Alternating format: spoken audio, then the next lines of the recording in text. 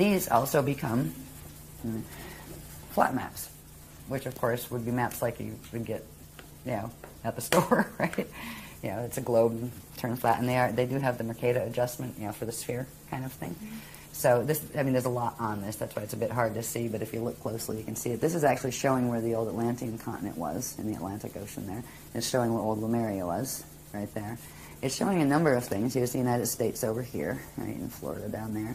And here's Africa and Europe and stuff up here. All right. Now, these things here are interesting. This is the equator line, right? Now, if we look up here at the sphere, right, there's a little sphere up there representing the globe. The staff line is the vertical line, right? And that would be the axis that it's rotating on, the planet's rotating on. And then there's the chamber that runs front to back. And then there's the rod that runs side to side, east to west. These are all twisted up right now, by the way. They're not, like east is not east, west is not west. And we're upside down, actually, in terms of the natural, the greater maps that our universe is a part of.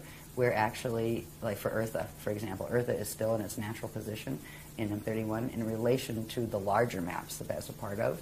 Its north plugs into the center points, and that's where those Cathara grids come in. The north, the top is north, is true north.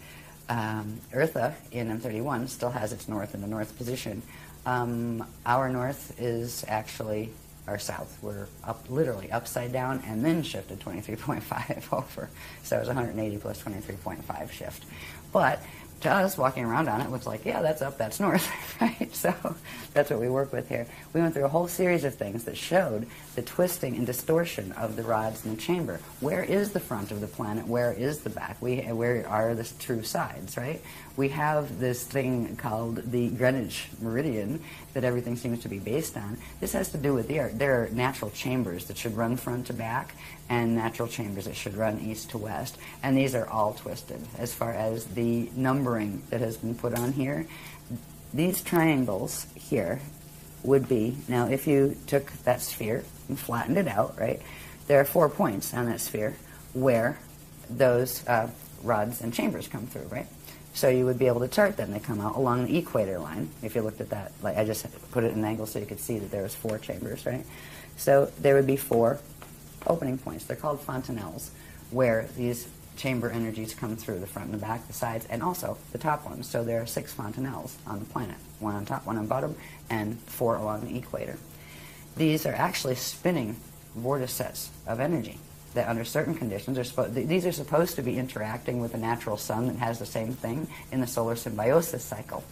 But because of the planet being twisted, they're not. The rods have actually been split at various times from, I think the first was around 540 million years ago, and this planet was reseeded, this solar system was reseeded 550 million years ago, all right, when the fall of Terra happened. So it was very soon after that, in those type of numbers, that they first started to mess with the rods and started to shift things. The movements of continents and things has had very much to do with people playing with the rods when they shouldn't have. They've split them. At first it was just splitting them up, right, where now you had 2 versions of them, and they split it up to the tropic of, what's up there? Is it Capricorn or Cancer? Cancer's up, right? Yeah. So they split them, and instead of running on the equator, there's a set that runs on the Tropic of Cancer. And then the other guys, I forget if it was the green, we call it the green team and the red team. The green team are the Anunnaki, and the red team are the Dracs, right? The green dragons and the red dragons, etc. So we just use it that way, just to, instead of trying to, and there's like 20 on that team and 20 on that team, the greens and the reds, let's leave it at that. So I forget which ones did it first, but then the others pulled part of it over at a different angle, but on the same tropic of Capricorn. So now you have these things, Cancer, and now you have these things. Here's the natural part. A third of the rods were left where they're supposed to be, and they still spin as they're supposed to. Then you have the green ones and the red ones. I think it's green over here and red over here, but it might be reversed. I don't have the color version. It's been a while since I taught this, but you get the idea. In between them, if you get one spin in one way, one spin in the other, it creates a sinkhole in the middle. You wonder how that continent that used to be that big isn't there anymore? That one right there. They sinkholed it, which means they literally get those going. It creates a field that literally dissolves the matter, right? Turns it into an oscillating wave and takes it somewhere else. They took this to a place, part of the quantum of this planet is now called phantom Earth because it has been taken into full fall zone. But we're in the net part, we haven't fallen fully phantom yet. And there's another part of the quantum of Amenti Earth that has stayed in the natural configuration, and that's called median Earth. And the higher Earth planes are part of that, are connected to that. We're stuck in the middle right now, and most of the grids are going down, while some of us are going, up as those grids go down. Bermuda Triangle has to be in that That has to do with the wormholes, actually. Okay. There's a whole set of wormholes. They call them the Phoenix and the Falcon wormholes. They're right off the coast down around here, is the coast of Florida or North Carolina? It's one of the Carolinas, right up in there. Then there's another set over here, the Lakistaki wormholes that the other guys control, the Buhara control those on the west coast. Oh, this is a mess. What they've done to this planet is heartbreaking. But the planet as a being allowed it, because it allowed itself to be used as a nursery. It was used in a way where the angelic humans were appointed here, not just here either, not just on Earth, but they were created to actually be the Templar guardians of this time matrix.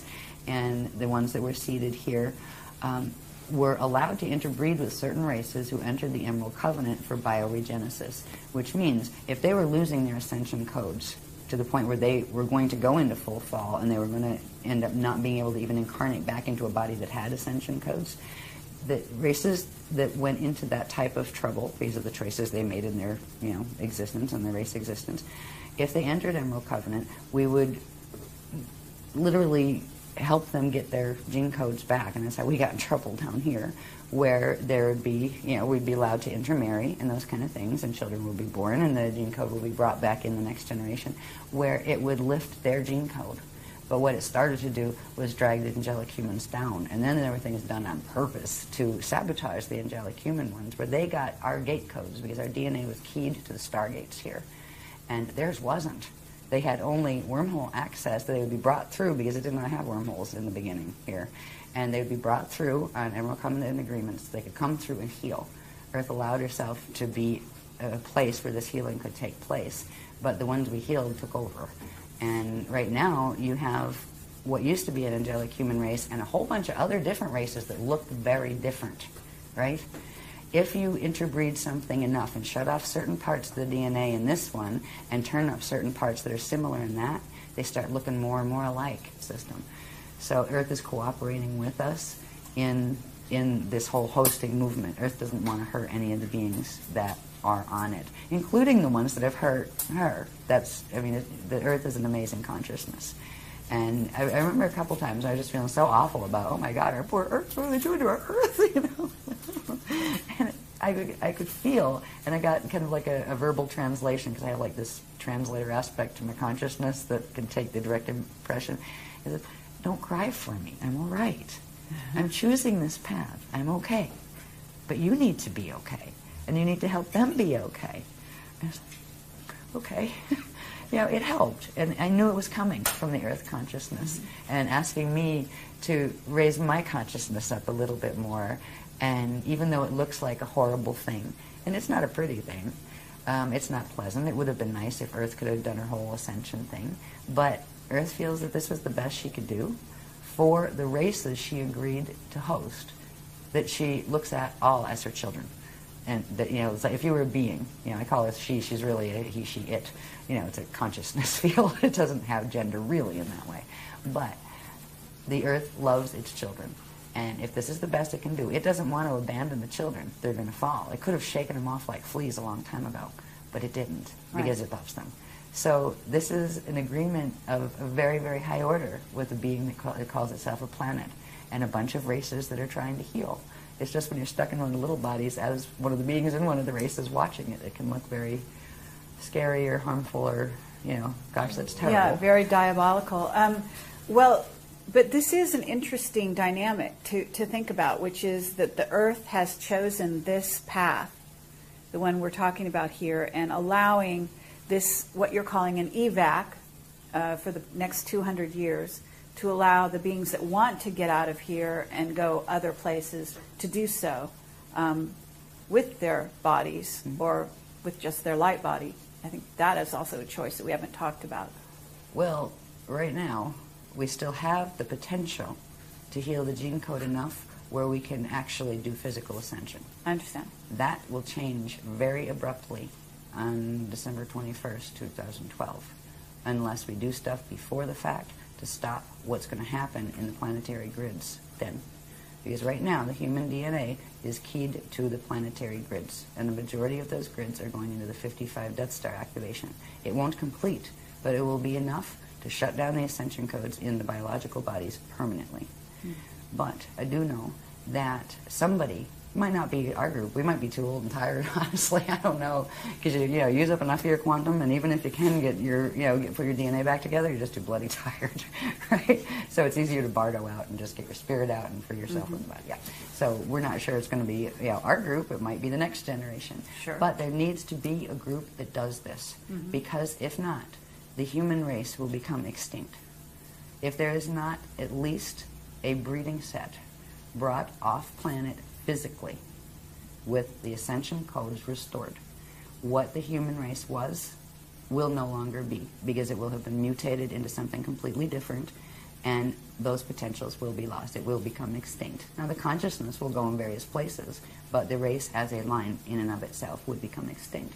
And that is not desirable, because there are still a lot of beings in the cosmos that think the angelic human race was a pretty darn good race. The Anunnaki aren't too thrilled with us, but there's a lot of beings that think it's a prototype gene code worthwhile having. And so somehow there's going to be at least a small group of people who do get off into full ascension, get off this planet into full ascension. The rest will stay here. Some of them, after the host, after the gates close, the planet's still going to be here. There's still going to be people on it.